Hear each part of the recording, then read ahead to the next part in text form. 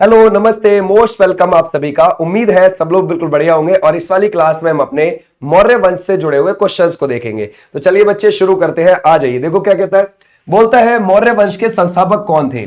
तो वो बच्चे ध्यान रखोगे, चंद्रगुप्त मौर्य। चंद्रगुप्त मौर्य ने इस वंश की नींव 322 बीसी में रखी थी, यानी कि 0 से इतने साल पहले। ठीक है भाई। और ये अपनी माता के नाम पर, ध्यान रखोगे, मूर के नाम पर इस वंश का नाम क्या रखा था बच्चे? मौर्य। ठीक है। किसकी बच्चे यहां पर हत्या करी थी इसने जब इस वंश की नींव रखी थी? तो नंद वंश के धनानंद की। ये भी चीज आप ध्यान रखोगे, किसकी बच्चे? नंद वंश के धनानंद की हत्या करी थी। ओके। अब यही इस वाले क्वेश्चन में पूछा है, चंद्रगुप्त मौर्य ने किस शासक को हराकर मगध में मौर्य वंश की स्थापना करी थी? तो हमारा राइट आंसर क्या हो जाएगा बच्चे? धनानंद को। ऐसे आप ध्यान रखोगे। धनानंद को किसके कहने पर हराया गया था बच्चे? किसके कहने पर हत्या की गई थी? आचार्य चाणक्य के। आचार्य चाणक्य कहां के आचार्य थे? तक्षशिला के। तक्षशिला विश्वविद्यालय कहां है आज की डेट में? पाकिस्तान में है। ठीक है। आ जाओ नेक्स्ट पर भाई। बोलता है निम्नलिखित में से कौन सा कथन आपको गलत लगता है? ठीक है भाई, देखते हैं। चंद्रगुप्त मौर्य ने सिंधु नदी के किनारे सेल्यूकस निकेटर को, है ना भाई, पराजित किया था। सही बात है, उसने सिंधु नदी पार करी थी सेल्यूकस निकेटर ने। तब वो लड़ा था किससे? चंद्रगुप्त मौर्य से, और हारा था। कौन? Seleucus Nicator. ओके। सेल्यूकस ने चंद्रगुप्त मौर्य को एरियाना का क्षेत्र दिया। बिल्कुल सही बात है। चंद्रगुप्त मौर्य ने सेल्यूकस को, ध्यान रखोगे, 500 हाथी उपहार स्वरूप दिए थे। सही बात है। चंद्रगुप्त मौर्य को देवनाम्पीय की उपाधि से विभूषित किया गया। नहीं नहीं, ये बात नहीं है, इसको आप हटा दो क्लियर। ठीक है। तो यहां पे ये बात नहीं बनती बच्चे। ये जो सेल्यूकस निकेटर था, ये जब हार गया था तो अपनी बेटी हेलेना का विवाह भी किससे किया? चंद्रगुप्त मौर्य से किया था। ठीक है, क्लियर हो जाएगा। आ जाओ नेक्स्ट पर। बोलता है सेंड्रिकोटस ने चंद्रगुप्त मौर्य की पहचान किससे करी? जरी बताओ, है ना भाई। अगर हम देखें सेंड्रिकोटस से चंद्रगुप्त मौर्य की पहचान किसने की थी, तो बच्चे किसने की है? विलियम जोन्स ने करी है। विलियम जोन्स कौन था? ये एक यूनानी लेखक था बच्चे। कौन था? यूनानी लेखक था। ये भी चीज आप ध्यान रखोगे। ठीक है भाई, क्लियर हो जाएगा। शाबाश। आ जाओ नेक्स्ट पर। बोलते चंद्रगुप्त मौर्य ने किस जैनी गुरु से जैन धर्म की दीक्षा ली थी? वो थे बच्चे भद्रबाहु, इनसे ली थी। देखो भाई, जब ये लड़ाइयां लड़के बिल्कुल अपना जीवन पूरा कर लिया, जब बिल्कुल एंड में पहुंच लिया अपने जीवन के बच्चे, तब इसके दिमाग में आया कि भाई अब सन्यास ले लेना चाहिए इस जीवन से। तो ये कर्नाटक के श्रवणबेलगोला में जाता है। वहां पे गोमतेश्वर महाराज की आपको मूर्ति देखने को मिल जाएगी, जिसको हम बाहुबली की प्रतिमा भी बोलते हैं। हर 12 साल में वह महामस्तक अभिषेक होता है, समझ गए। तो वहां पर ये पहुंचा और इसने अपने संथारा प्रथा से प्राण त्याग दिए। जैन धर्म में एक संथारा प्रथा होती है जिसमें भूख प्यास से अपने प्राण त्याग देते हैं। तो इसने वैसा ही किया। और ध्यान रखो, किससे बच्चे दीक्षा ली थी? भद्रबाहु से ली थी। ठीक है। आ जाओ नेक्स्ट पर। बोलते बच्चे मेगास्थनीज किसका राजदूत था? वो था बच्चे, ध्यान रखोगे, किसने भेजा था? वो बच्चे ध्यान रखोगे, सेल्यूकस निकेटर ने। किसके दरबार में? चंद्रगुप्त मौर्य के में। और इसने क्या लिखी थी बच्चे? इंडिका लिखी थी। इंडिका। जब इसने इंडिका लिखी तो इंडिका में मौर्य साम्राज्य के बारे में खूब अच्छे से बताया। यह भी चीज आप ध्यान रखोगे। और यह भी बताया कि पाटलिपुत्र के अंदर, हालांकि ये पाटलिपुत्र को क्या बोलता है बच्चे? पाली ब्रोथा। ये भी चीज आप ध्यान रखना अपनी बुक में। और यह बताया कि वहां पर पाटलिपुत्र के अंदर लकड़ी का महल है। किसका बच्चे? लकड़ी का महल है। और किसका है वो? चंद्रगुप्त मौर्य का। यानी कि जहां आप पटना देखते हैं, गंगा और सोन नदी के संगम पर है वो पटना, उसको पाटलिपुत्र बोला जाता था। तो वहां पर लकड़ी का महल है। किसका? चंद्रगुप्त मौर्य का। और उसमें 64 प्रवेश द्वार है। कितने बच्चे? 64 प्रवेश द्वार है। ये भी बात बोली थी, ये भी चीज आप ध्यान रखोगे। ठीक है। आ जाओ भाई नेक्स्ट पर। बोलते बच्चे कलिंग युद्ध ये किस वर्ष में हुआ है? अच्छा, ये सम्राट अशोक के बारे में यहां पर थोड़ा सा पूछा गया। देखो बच्चे, ऐसा था, सम्राट अशोक गद्दी पर बैठे थे 269 बीसी में, और ये चंद्रगुप्त मौर्य का पोता था। ठीक है भाई, ध्यान रखोगे। चंद्रगुप्त मौर्य का क्या था बच्चे? ये था पोता। ये भी चीज आप ध्यान रखोगे, पोता। तो ये गद्दी पे 269 बीसी में बैठ गया। और 261 बीसी में इसने कलिंग पर आक्रमण किया। कलिंग यानी कि आज आप उड़ीसा का क्षेत्र देखते हैं, उसी को कहते थे। तो इसने वहां आक्रमण किया और भाई वहां बहुत मारकाट मचाई। तो इसने क्या काम किया? ध्यान रखोगे, 261 बीसी में ये युद्ध तो कर लिया। ऐसा कहते हैं कि इस युद्ध से इसको बहुत परेशानी हुई और फिर इसने सब युद्ध की नीतियों को त्यागना शुरू कर दिया, समझ गए। और इस युद्ध का वर्णन अपने 13वें, कौन से में शिलालेख में लिखा है बच्चे? 13वें प्रमुख शिलालेख में इसका वर्णन है। इसके टोटल शिलालेख थे बच्चे 33 शिलालेख टोटल। ये आप ध्यान रखोगे। इसमें से जो इसके प्रमुख है बच्चे, प्रमुख है ध्यान रखोगे 14, ये भी चीज आप ध्यान रखना, प्रमुख। और इसके साथ है स्तंभ लेख, ये भी चीज आप ध्यान रखोगे। स्तंभ लेख कितने बच्चे, 33 में से 7 स्तंभ लेख है, 14 प्रमुख है, ये जरूर ध्यान रखना, ठीक है। ज्यादातर शिलालेखों की भाषा प्राकृत, याद रखोगे बच्चे, भाषा कौन सी मिलेगी आपको, प्राकृत। लिपि ज्यादातर में कौन सी मिलेगी आपको, याद रखोगे, वो मिलेगी आपको ब्रह्मी, ये भी चीज आप ध्यान रखना, ज्यादातर में आपको याद रखोगे ब्रह्मी मिलेगी, ठीक है। यहां तक हमारी, कुछ में आपको ध्यान रखोगे खरोष्ठी भी देखने को मिल जाती है लिपि। अच्छा, अगर हम देखेंगे हमारी राइट आंसर है यहां तक, ठीक है। आओ अब नेक्स्ट पर, बोलता है इंडिका के लेखक कौन है। अभी हमने देखा भाई मेगास्थनीज ने लिखी हुई है, ठीक है, ध्यान रखोगे, सेल्यूकस निकेटर का राजदूत था, ओके।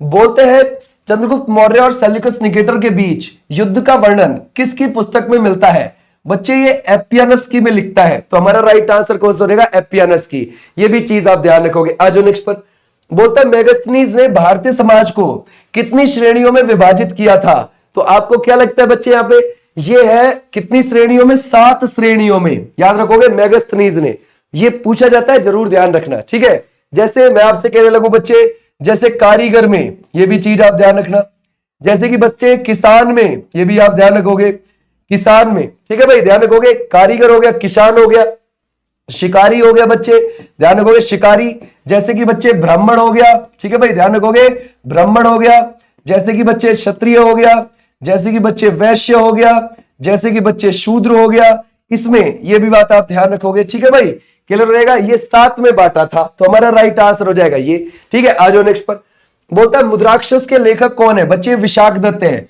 और ये किसके ऊपर लिखी गई है, चंद्रगुप्त मौर्य के ऊपर लिखी गई है, याद रखोगे चंद्रगुप्त मौर्य के ऊपर लिखी गई है।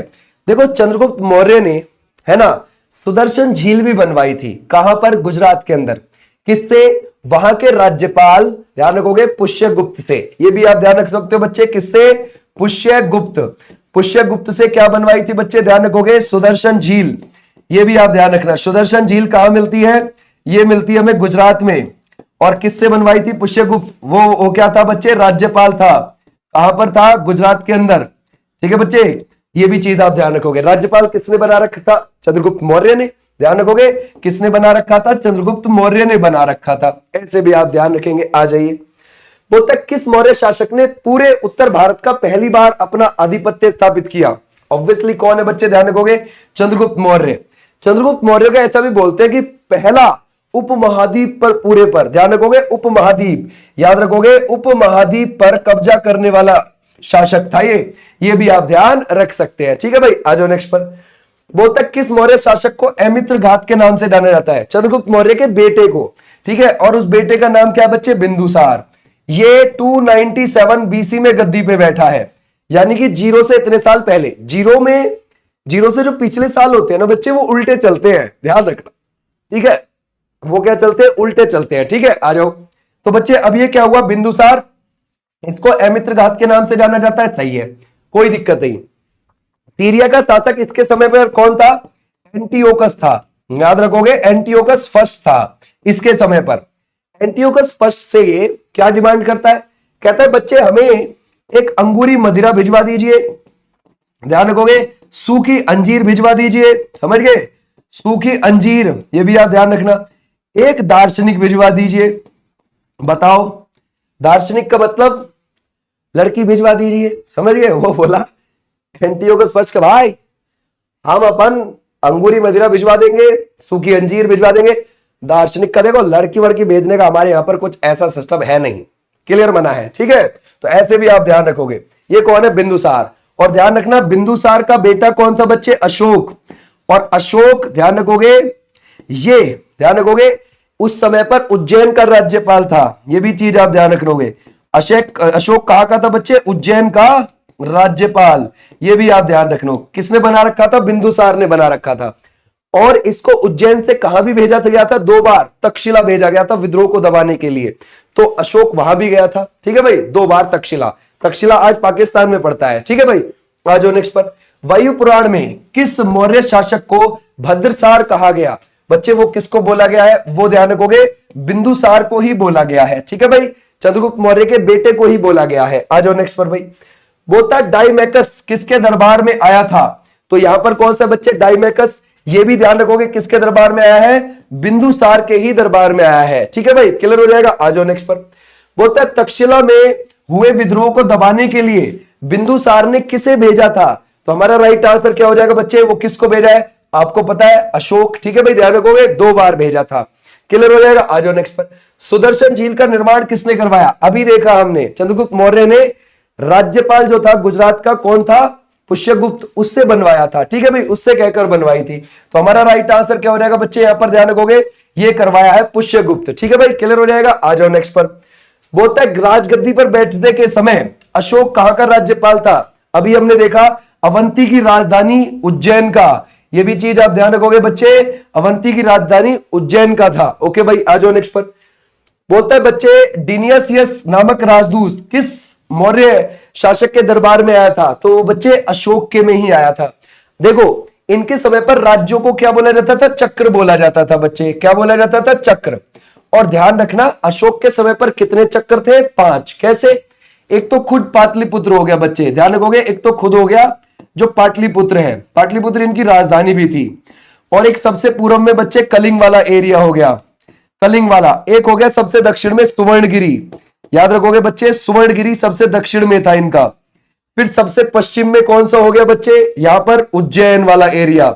ठीक है, ध्यान रखोगे। और सबसे ध्यान रखोगे उत्तर में हो गया कौन सा बच्चे, वो हो गया तक्षशिला वाला एरिया। तो ऐसे इनके कितने आते थे बच्चे, वो आते थे 5। ये बात ध्यान रखना, इनको चक्र बोला जाता था।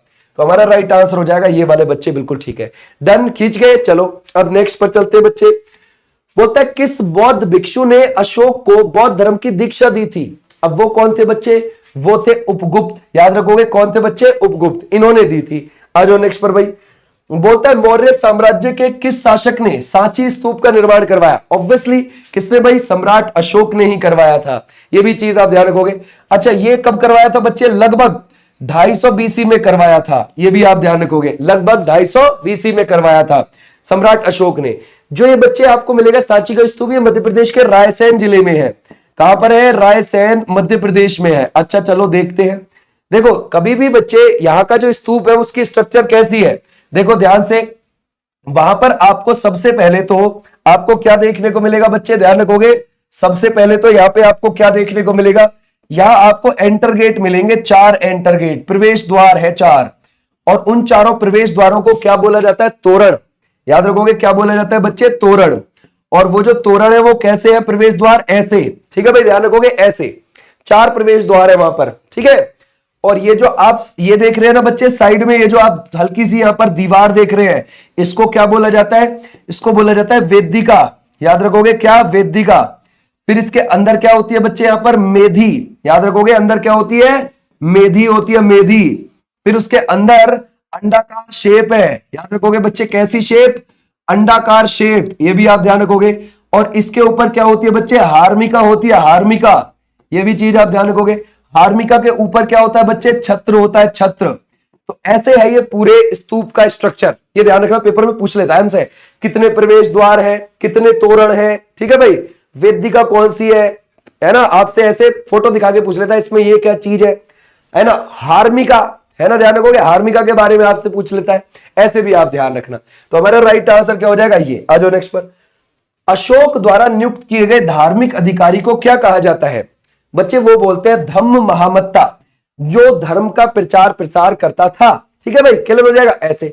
अच्छा अगर मैं आपसे पूछूं गुप्तचर को क्या बोला जाता था, गुप्तचर को बच्चे गुण पुरुष, याद रखोगे, गुण पुरुष बोला जाता था।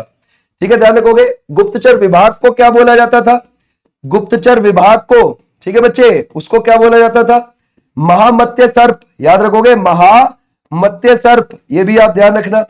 ठीक है, क्लियर हो जाएगा। ये कुछ इंपॉर्टेंट चीजें हैं जो यहां से हमसे पूछ ली जाती थी। ठीक है बच्चे, क्लियर हो जाएगा। आ जाओ नेक्स्ट पर।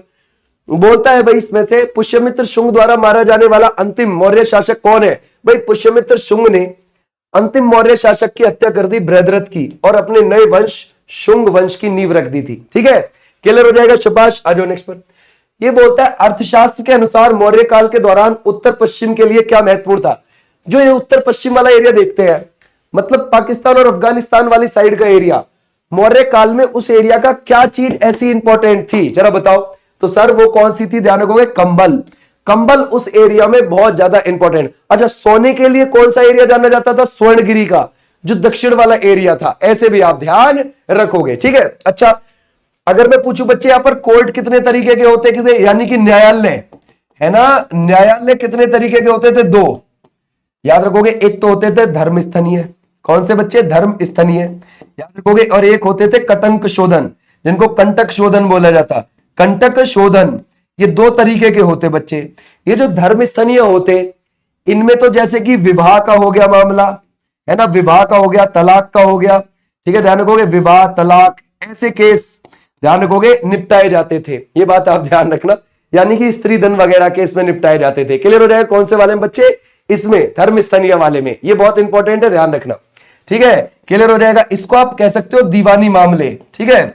और जो कंटक शोधन थे, इसमें हत्या मारपीट के सुलझाए जाते थे, हत्या मारपीट के। और इसमें बच्चे हत्या मारपीट के जो सुलझाए जाते थे, यानी कि फौजीदारी मामले इसमें सुलझाए जाते थे। अच्छा, इसमें क्या आपको लगता है कि सती प्रथा की बात है कहीं? देखो, मैगस्थनीज और स्ट्रैबो दोनों मना कर देते हैं कि भाई हमने नहीं देखा कहीं। लेकिन जो आचार्य चाणक्य, ध्यान रखोगे, उनकी है अर्थशास्त्र लिखी हुई राजनीति के ऊपर, उस अर्थशास्त्र में बताया गया है कि हाँ थी ऐसी कुछ प्रथा। समझ गए? आ जाओ नेक्स्ट पर भाई। बोलता है निम्नलिखित में से किस यूनानी शासक के साथ चंद्रगुप्त मौर्य ने वैवाहिक संबंध स्थापित किए? भाई आपको बताया यूनानी शासक, है ना भाई, किससे? सेल्यूकस निकेटर की बेटी से ही विवाह कर लिया था, है ना भाई, ध्यान रखोगे। हेलेना से विवाह कर लिया था सेल्यूकस निकेटर की बेटी से। ओके बच्चे, क्लियर हो जाएगा? अच्छा देखो, इसमें एक और चीज है, जैसे आपसे कोई पूछ लगेगा भाई छंदवासनी क्या होता है? छंदवासनी, जैसे मान के चलो कोई विधवा महिला है और वो अकेले ही जीवन यापन कर रही है, विधवा महिला, वैसी महिलाओं को छंदवासनी बोला जाता। जैसे कोई वैश्यावृत्ति का काम कर रही है, उसको रूपा जीवा बोला जाता। ठीक है, ध्यान रखोगे। जैसे कोई विधवा हो गई बच्चे, है ना, विधवा महिला है और वो अकेला जीवन यापन कर रही है ना, ध्यान रखोगे, उसको क्या बोला जाता?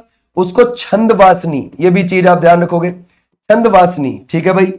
और ध्यान रखोगे जो कोई वैश्यावृत्ति का कर रही है भाई, है ना भाई, ध्यान रखोगे, उसको रूपा जीवा बोला जाता, रूपा जीवा। ये भी चीज आप ध्यान रखोगे। अच्छा, ऐसी महिलाएं जो ज्यादातर घर ही रहती थी, बाहर नहीं निकलती थी, उनको भी तो कोई बोला जाता होगा, अनिकाशनी बोला जाता बच्चे उन्हें, अनिकाशनी। ये भी चीज आप ध्यान रखोगे।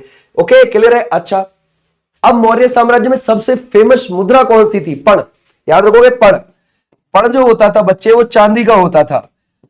बड़े से बड़े अधिकारी को 48,000 पण तक मिल जाते थे और छोटे से छोटे कारीगर को 60 पण तक मिलते थे। समझ गए? तो ऐसे भी आप ध्यान रखोगे। तो ये था बच्चे आपका पूरा का पूरा कौन सा? मौर्य काल, जिसमें से क्वेश्चन हमारे बन जाते हैं। जैसे आपसे एक और चीज पूछ लेगा कि भाई अगर आप देखोगे इसमें अधिकारी जो होते थे, अधिकारी कितने होते थे? 18 अधिकारियों की बात करी गई है मौर्य काल में। ओके, अगर आपसे पूछे श्रीलंका महेंद्र और संघमित्रा को भेजा था, यानी कि सम्राट अशोक ने अपने बेटा बेटी को भेजा था बौद्ध धर्म का प्रचार करने के लिए। कहां पर? श्रीलंका। ये भी आप ध्यान रख सकते हो। ठीक है, तो ये थे बच्चे इसके क्वेश्चन जो हमारे लिए बहुत इंपॉर्टेंट थे।